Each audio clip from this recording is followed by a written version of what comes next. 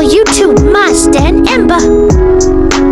Kisah Thauban yang tak mau mengabari Rasulullah saat kematiannya.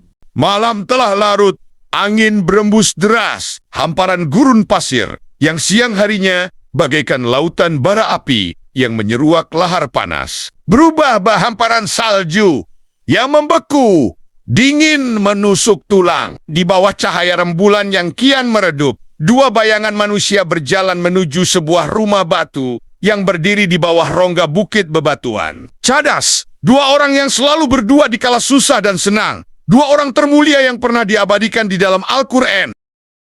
Pria pertama yang lebih tua bernama Abu Quhafah. Ia lebih dikenal dengan sebutan Sayyidina Abu Bakar bin Siddiq. Nama Siddiq ia peroleh saat membenarkan peristiwa Isra Miraj, di saat semua orang musyrikin Makkah mengingkarinya.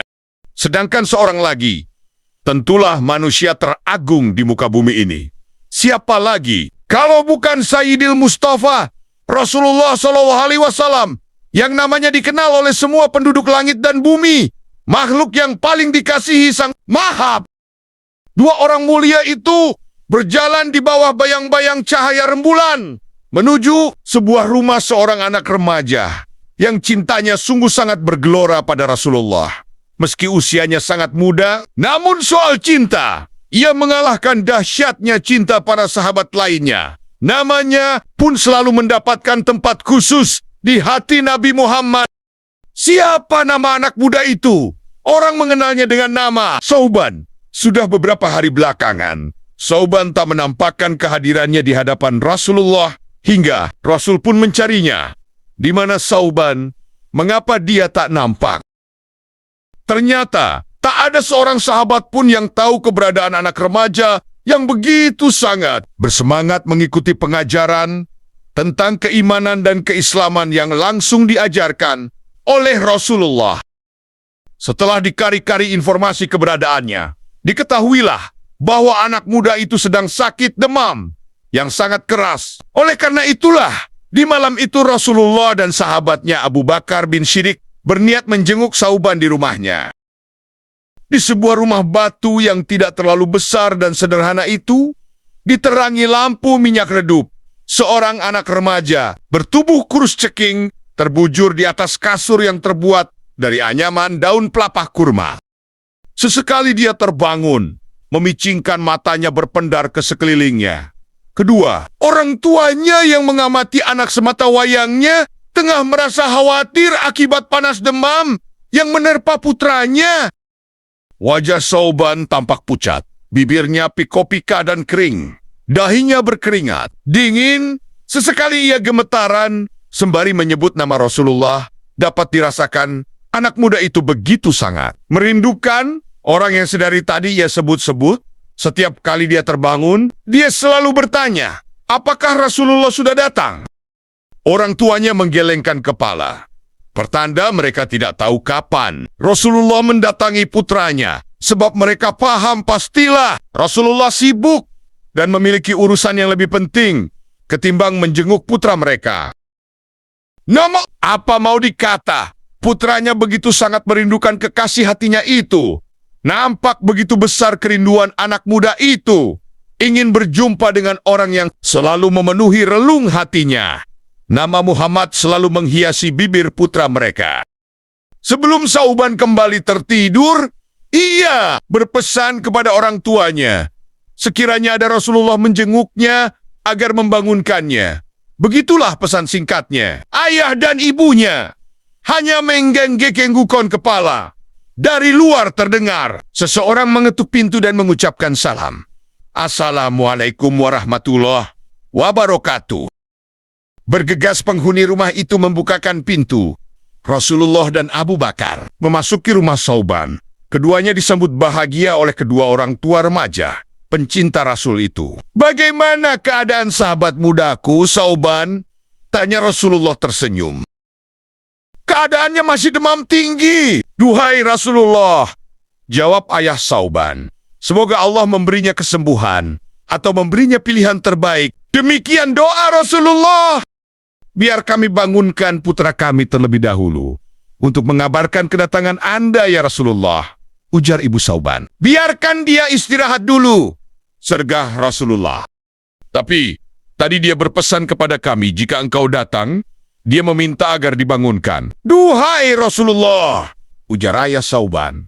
Tidak, biarkan sahabatku itu tertidur nyenyak. Besok saja lagi insya Allah aku akan kembali datang untuk mengunjunginya, ujar Rasulullah.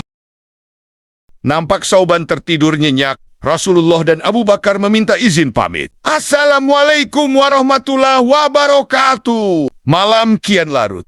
Hawa dingin kian menyeruak menyelimuti malam yang hening. Senyap tanpa suara. Angin menyelinap membawa kesejukan hawa surgawi.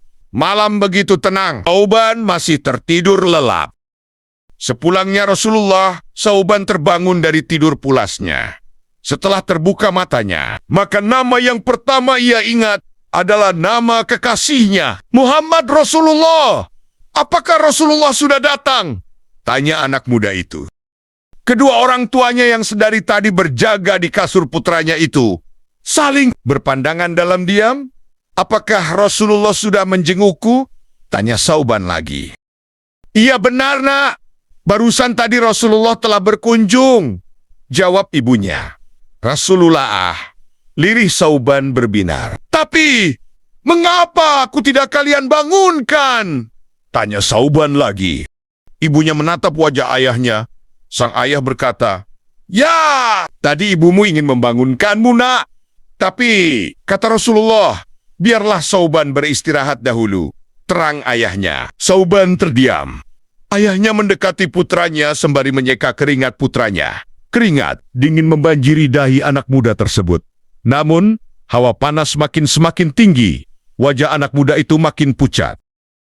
Dengan lirih, Sauban berkata, Ayah, mungkin usiaku tidak akan panjang lagi. Sudah saatnya aku pulang menghadap Allah SWT. Kata-kata Sauban mulai tercekat saat ia ingin menyebut nama kekasihnya. Rasulullah, air mata hangat perlahan mengalir di ekor matanya. Wahai ayah, jika malam ini aku berpulang ke rahmatullah, tolong jangan kabari Nabi malam ini. Aku kasihan bila beliau harus kembali datang kedua kali ke sini. Sang ayah menggangge kangguk berkokok-kaka. Tak berapa lama, takdir Sang Maha Pencipta pun berlaku atas anak muda itu. Di malam itu, pencinta Rasulullah itu pun mengembuskan nafas terakhirnya. Innalillahi wa inna ilaihi raji'un. Sauban pun wafat di malam itu juga. Keesokan harinya, tersiarlah kabar bahwa sahabat muda itu telah wafat. Rasulullah yang mendengar kabar itu segera mendatangi rumah Sauban. Rasulullah menemui kedua orang tuanya. Beliau mempertanyakan mengapa tidak segera mengabari Rasulullah di malam itu juga. Orang tua Sauban mengatakan, Duhai Rasulullah, maafkan kami. Sauban begitu sangat mencintai dan merindukan Anda. Setiap saat bibirnya senantiasa bersalawat padamu. Tadi malam, sebelum ajal menjemput, dia berwasiat agar tidak mengabarkan kematiannya, sebab dia tidak ingin menyusahkanmu.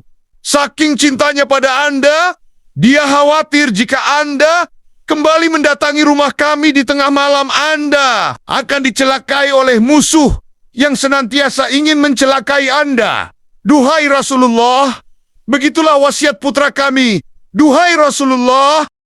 Mendengar hal itu, Rasulullah pun mengangkat kedua tangannya, mendoakan bagi sahabat mudanya itu yang rasa cinta dan kerinduannya sungguh sangat luar biasa pada Rasulullah, hingga rasa penjagaannya atas keselamatan Rasulullah mengalahkan dahsyatnya kerinduan untuk berjumpa dengan kekasih hatinya itu. Begitulah cinta Sauban kepada Rasulullah. Bagaimana cinta kita terhadap Rasulullah? Adakah sedahsyat itu? Allahumma sholli ala Sayyidina Muhammad wa ala ali Sayyidina Muhammad. Itulah kisah Sauban yang tak mau mengabari Rasulullah tentang kematiannya. Terima kasih sudah menonton. Semoga video ini bermanfaat. Subscribe, like, share, dan komen.